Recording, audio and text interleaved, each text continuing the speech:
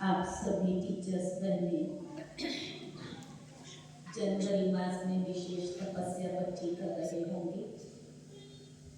इसमें और तीव्रता आए तो हम गोपी बहन जी से रिक्वेस्ट करेंगे कि 10 मिनट आप सबको पुरुषार्थ की तीव्रता की ऐसी टिप्स दें जिस पर आप लोग कर भी रहे हैं और उसमें तीव्रता आए।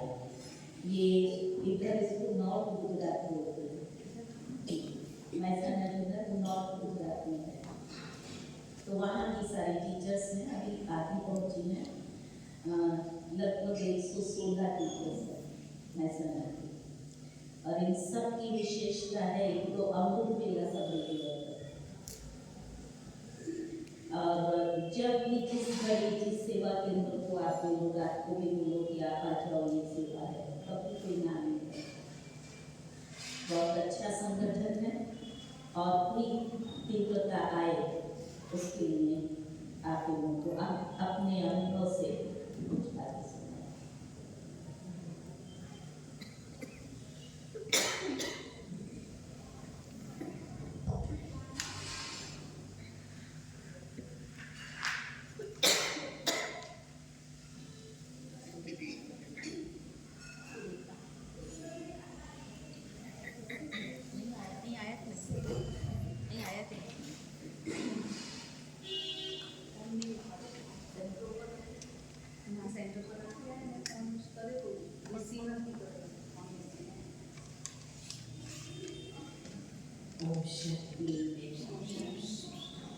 आप सभी को मिलकर मुझे बहुत खुशी होती है।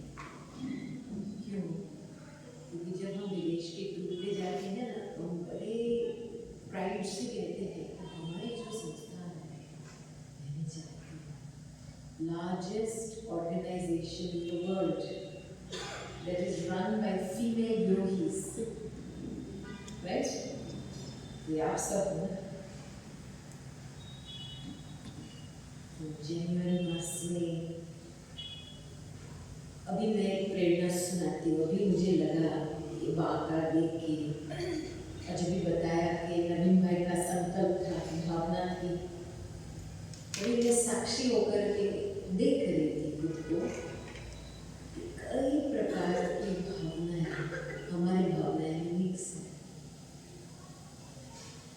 एक है हमारे भक्तों की भावना हमारे प्रति, ईश्वर की भावना हमारे प्रति, हमारे बड़ों की जो भावना है, हमारी वरिष्ठ दादियाँ जिनके होप्स हैं हमारे लिए, हमारे पूर्वजों के होप्स, हमारी खुद की पार्ट की भावना है, जिन्होंने हमने सहयोग दिया, मदद किया, उनकी भी ब्लेसिंग्स और गुड विशेस भावना है। हमारी भावना में इतनी सारी बातें हैं जो हमको चला रही है।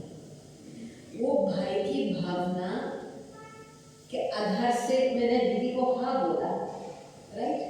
वो भावना का फल है। तो रियलिटी क्या है कि सब कुछ भावना के आधार से चलता है। अभी हमारी भावना इतनी शुद्ध और श्रेष्ठ लगे, इसका अटेंशन मैं कहूँगी मैं खुद रखती हूँ, क्योंकि ये बात मैंने बहुत दादी ने नोट किया। हमने एक बार दादी को पूछा था कि आपका पुरुषार्थ की सीक्रेट क्या है? कहते मैं एक ही चीज़ करती हूँ, मैं अपनी फीलिंग्स को क्लीन रखती हूँ। बाबा सपोर्ट करने के लिए तो बाबा बैठा है, लेकिन अंदर जब हम सेवा के फील्ड पे होते हैं, बहुत कुछ कारोबार होता है, तो खिंचाव होता है। हम कोशिश करते हैं, प्रयास करते हैं, लेकिन अंदर से वो उसका सुख नहीं मिलता है। तो हर एक इंटरेक्शन में फुल ध्यान देकर के अपनी फीलिंग्स को क्लीन रखना, क्योंकि जितना फीलिंग्स क्लीन रहेगा ना, ऑटोमेटिक भावना काम करती रहेगी, सेवा आती रहेगी, गंगा की गंगा। फीलिंग्स में जब कोई भी प्रकार का महत्व या कोई मुझे देखे, एक्नॉलेज करे, मुझे अटेंशन दे, होता है। मैं मना नहीं करती हूँ सभी को, सेवा के फील्ड में तो ये बात मिक्स हो जाती है, लेकिन इससे दूर रहना बहुत ज़रूरी है, क्योंकि ये सारी चीज़ें माया के गोल्डन चेन्स हैं। जैसे अपनी अच्छाई का भी, अपनी अच्छाई की फीलिंग, वो भी, उसको भी बहुत कुछ त्याग करना होता है फीलिंग्स में, तब जाकर के शुद्धता की शक्ति प्राप्त होती है। तो हम कहेंगे कि भावनाएं को जितना हम शुद्ध और श्रेष्ठ रखेंगे ना, बाकी फिर संकल्प कैच करेंगे, बाबा के विचार संकल्प, और उस अनुसार ऑटोमेटिक गाड़ी चलेगी। आप राइट टाइम पे राइट चीज़ से राइट बात करेंगे। लेकिन ये जनवरी मास में फाउंडेशन मंथ है साल का। दादी ऑलवेज कहती थी, जो भी ऊंचाई नीचाई है पुरुषार्थ में, उसको एक टाइम सेट करके खत्म करो, खुद को टाइम दे करके उस ऊंचाई नीचाई को खत्म करो। थोड़ी सी भी बात होती है, लेकिन लंबे समय तक वो खिंचाव चलाएंगे तो कमजोरी पैदा होती है, और वो कमजोरी लेकर के आप सेवा के फील्ड पे जाते हैं, तब आपको विघ्न महसूस होता है, प्रॉब्लम्स आते हैं।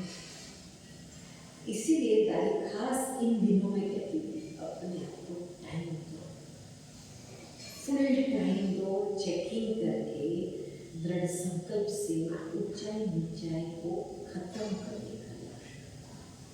और ये एक निर्णय होता है कि ऐसा नहीं होगा, खुद को निर्णय करना पड़ेगा।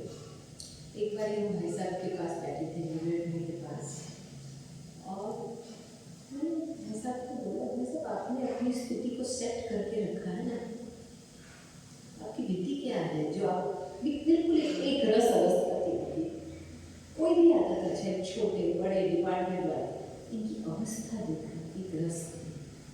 तो कहता है, जब मेरी 60th बर्थडे थी, तभी मैंने खुद के लिए निर्णय किया था कि कुछ भी हो जाए, बातें आएंगी जाएंगी, मुझे उड़ना है, उड़ के रहना है, उड़ती अवस्था में रहना है।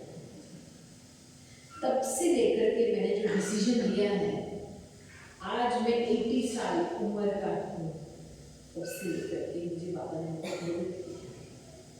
और फिर इसके एडिशन में वो मैंने देखा सभी दादियों के, और खास भाई साहब, इनकी उपराम जाने की बुद्धि थी, क्योंकि ऊंचाई नीचाई को खत्म करने के लिए आपको एक पर्सनल प्रैक्टिस चाहिए उपराम जाने की।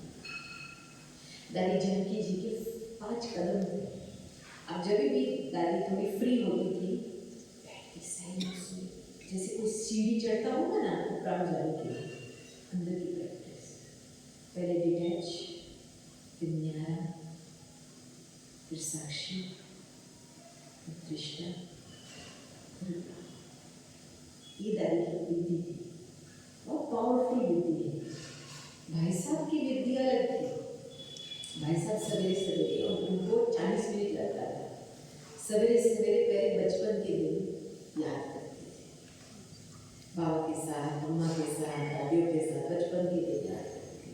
फिर उसके बाद अपने आप को सूक्ष्म होकर लेके जाते थे, अब एक बाबा से मिले। फिर उसके बाद अपने आप को अशरीरी बनाते थे, सोल वर्ल्ड। फिर वहाँ से जैसे सारी सृष्टि को साकाश में, और कह रहे थे कि ऑटोमेटिक मेरे सामने कोई विदेश, क्योंकि भाई साहब सभी को जानते थे विदेश वाले को, कभी कभी कोई निमित्त का चेहरा आता था, कभी कभी कोई होता था, तो साकाश होता था। फिर वापस शरीर में आते थे तो लाइट लेके आते थे, और पूरा शरीर को, सारे मेरिडियंस को लाइट देते थे। तो इनको हर रोज सवेरे ये प्रैक्टिस 40 मिनट्स करता है। तो मैंने बोला, इस अभ्यास से आपको क्या फायदा मिला है? कहता, इस अभ्यास से पहले क्या होता था, कोई अपना दुख लेके आता था तो फील होता था, लेकिन अभी इस अभ्यास से सभी का जो दुख, कोई भी स्थिति की जो जिसकी भी जो अवस्था है उसका असर नहीं करता है, जैसे पुरुष जी से जाता। तब से मैंने सीखा कि खुद को, खुद की अवस्था को सेट करने के लिए यू नीड पर्सनल प्रैक्टिस। एक विधि अपनाओ और इस विधि को बार बार रिपीट करो, फिक्स टाइम पे। ऐसे नहीं जब भी टाइम मिले, नहीं, एक फिक्स टाइम, चाहे अमृत वेले के समय या मुरली से पहले योग जो चलता है वो विधि उस समय प्रैक्टिस करो। और आप देखेंगे 1 मास में वो विधि प्रैक्टिस, जो दादी के 5 स्टेप्स थे, मैंने 1.5 मास तक उसको प्रैक्टिस किया, 6 से 6:30 बजे के योग में।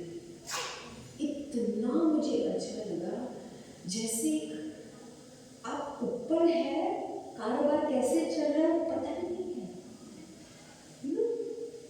चलो उसके बाद तो हम नीचे उतरे टेस्ट पेपर जबरदस्त भी आया था, शरीर का टेस्ट पेपर आया था, लेकिन मैंने देखा वो 1.5 मास का पुरुषार्थ जो था उस टेस्ट पेपर को पास करने के लिए मुझे बहुत मदद थी।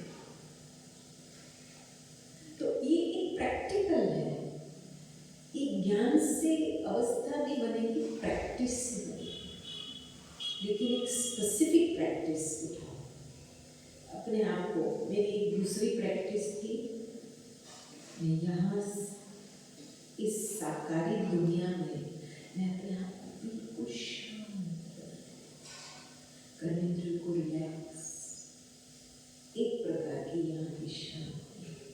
फिर यहाँ से अंदर चले जाओ, सूक्ष्म शांति, स्वीट साइलेंस, गुणों की, आंतरिक गुणों की महसूसता होती थी, स्वीट साइलेंस। फिर उससे डेड साइलेंस, मुझे इतना मजा आता था इससे। तो ऐसी ऐसी विधियाँ जो आप लोगों ने अनुभव की होंगी योग में, लेकिन आपने लिखा नहीं है उसके बारे में, नोट नहीं किया है, लेकिन आप थोड़ा नोट करेंगे ना तो अपनी पर्सनल विधि निकाल के अपने आप को टाइम दे करके एक प्रैक्टिस लगातार इस मास में उसको फिक्स करें। और एक बार इस संस्कार बन जाएगा ना तो 1 सेकंड में अवस्था उत्पन्न हो जाती है। वो संस्कार खींचता है आपको। फिर ये जो संकल्प चलता है ना, जब कुछ परिस्थिति वो सब बंद हो जाता है, संकल्प चलता ही नहीं है। और ये भी फेट होता है, पास हो जाएगा, पास हो जाएगा। जब दादी सभी को कहती थी ना, नो प्रॉब्लम हो जाएगा, मैं सोचती थी क्या दादी बोली, इतनी बड़ी समस्या लेकर के आए हैं, हम थोड़ा सोचेंगे नहीं तो कैसे पास होगा। लेकिन जब मैंने इसका अभ्यास किया तभी मुझे महसूस हुआ दादी क्या बोल रही है, कि उपराम रहने की अवस्था से आपका फेथ काम करता है, रियली फेथ काम करता है।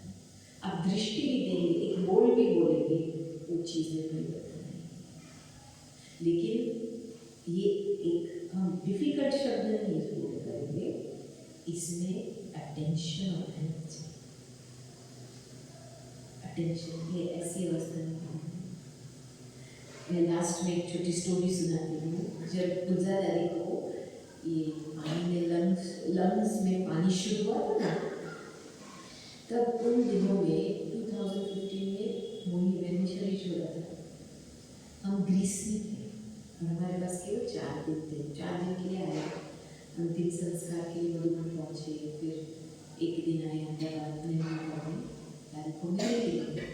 तो नीलू बहन ने बोला थोड़ा दादी को नहलाओ। दादी को कैसे नहलाए, दुनिया की बातें तो कुछ दादी को पता नहीं है। तो मैं बैठी दादी के पास, मैंने दादी को पूछा, दादी जब आपकी शारीरिक हालत ऐसी होती है तो क्या बाबा आता है? तो दादी ने ऐसे कहा, ठीक है, तो फिर बाबा क्या करता है जब आता है?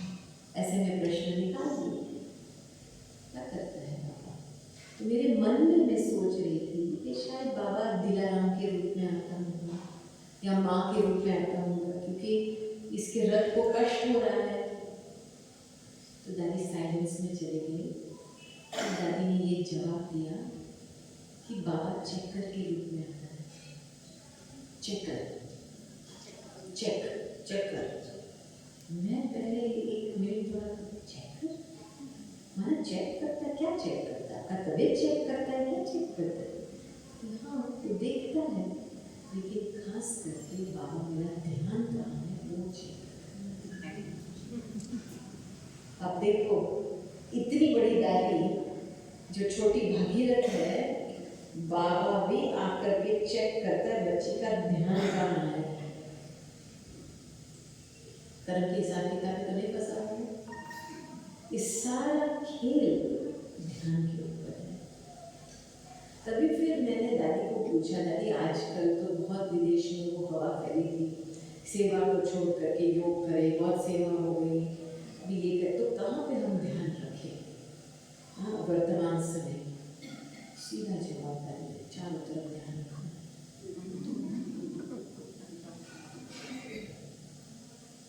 अभी एक ध्यान बाबा की तरफ रहता है ना, तो बहुत फास्ट स्पीड से जिसको जो चाहिए मिलता है।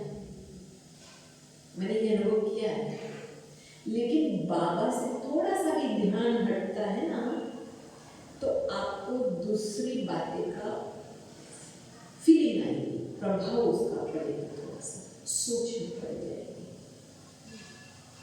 अभी का जमाना बहुत डेलिकेट है, डोंट थिंक का जमाना है।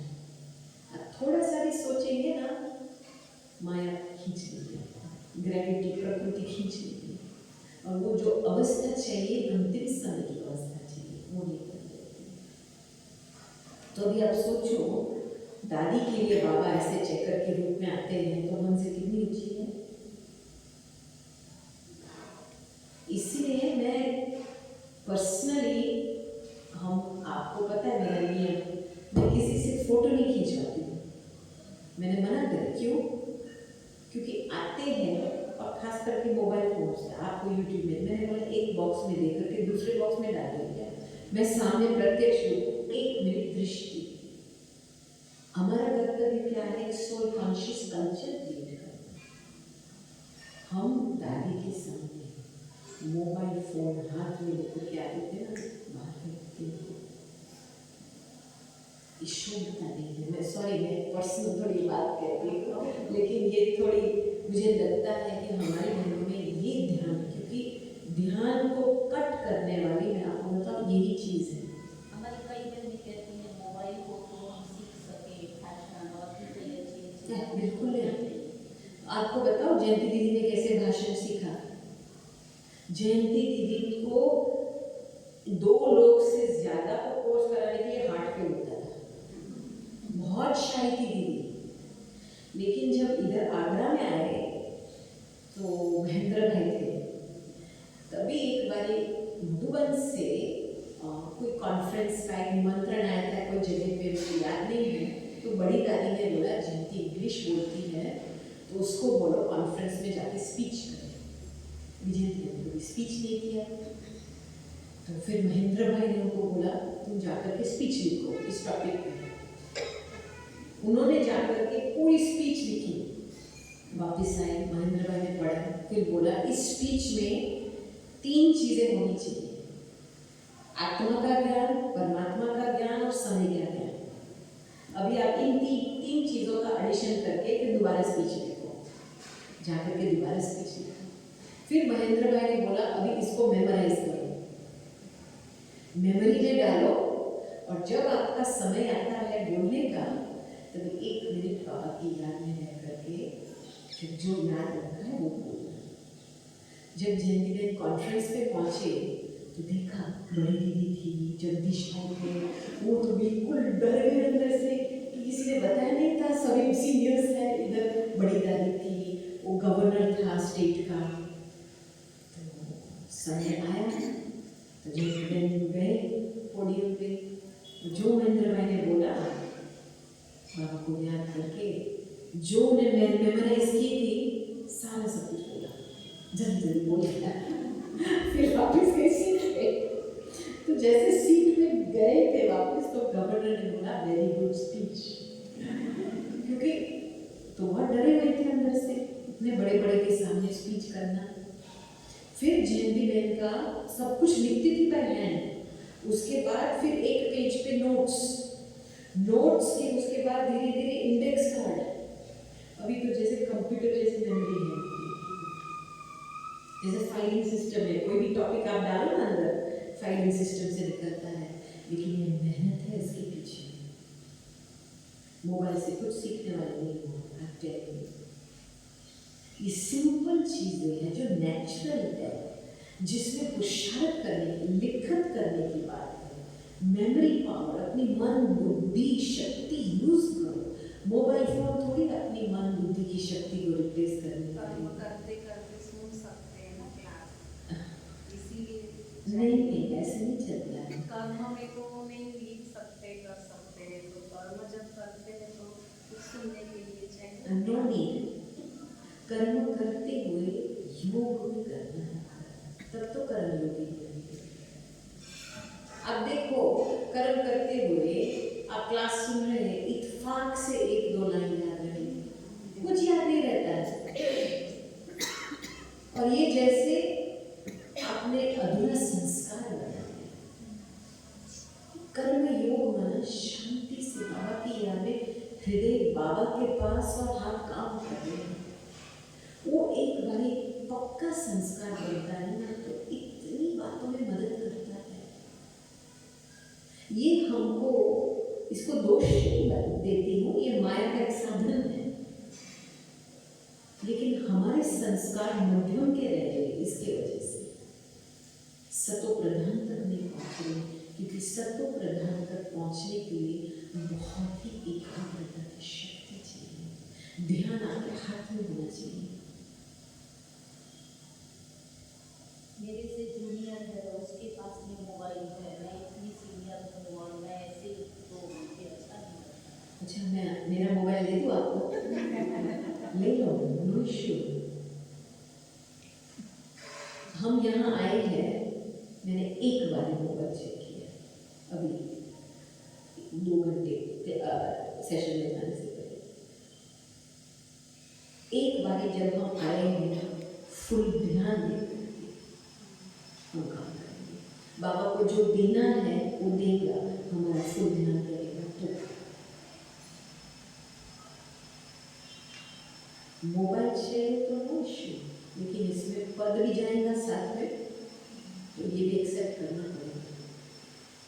Really it is a serious issue, क्योंकि हमारी बहनें ध्यान से, आप देखो ना, आँखें से आप किसी की नज़र से निहाल किसी को कैसे करेंगे, जब वो एकाग्रता की शक्ति होती है ना अंदर से। ये पावर है हमारी, इस पावर को इसको नहीं दे दो। और मैंने देखा जितनी एकाग्रता की शक्ति बढ़ती है ना, राइट बात राइट टाइम पे होती है।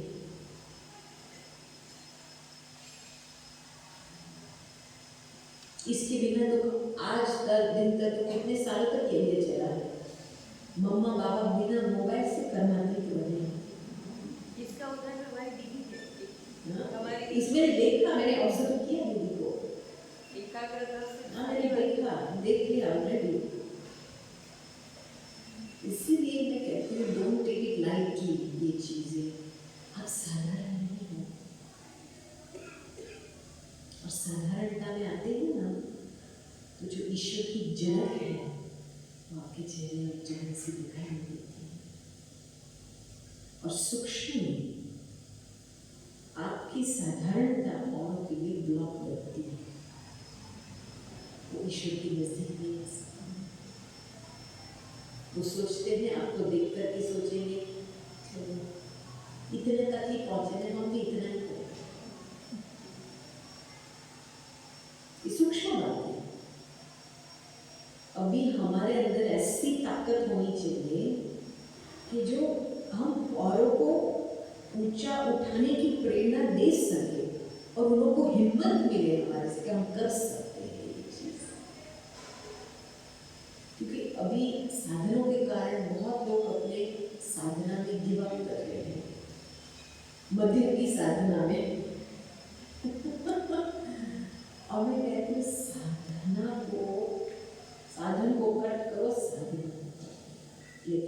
टेंशन हाथ में होना चाहिए।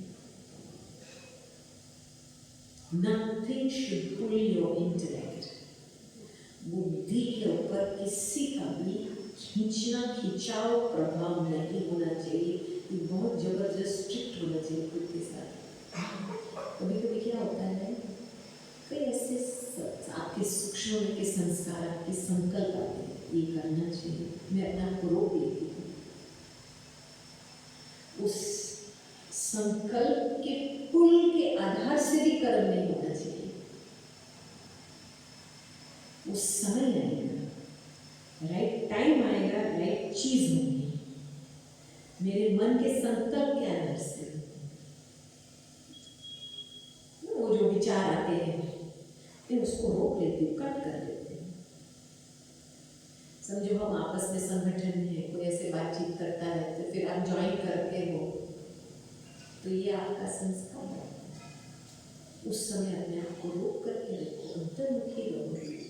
मुझे इनकी ये विशेषता कहने से मुझे बहुत अच्छी लगी। बहुत ज़्यादा बातचीत नहीं, अपने में रहते हैं, अंतर्मुखी रहते हैं, उनको जो करना करते हैं, चुपचाप काम करके ओम शांति। किसी को दिखावा नहीं, नो शो पिक्चर, क्लियर। अब मैं आपको बताऊं, गुप्त रहने से बहुत बड़ा हवा करने से मिलता है। इतनी ताकत वहाँ बढ़ता है जब गुप्त रहते हैं। आज तो चलो दादी के कारण माल बनाने वाले तो वो है, हम तो केवल एक माइक है, ठीक है। चलो दादी की बातें सुन करके लोगों को प्रेरणा मिलती है, वो तो मैं समझती हूँ, मेरे कारण तो नहीं, वो बातें के कारण। लेकिन जो पीछे से मुझे गुप्त रहना बहुत पसंद है। आज मधुबन में हम आएंगे, मैंने 2 दफा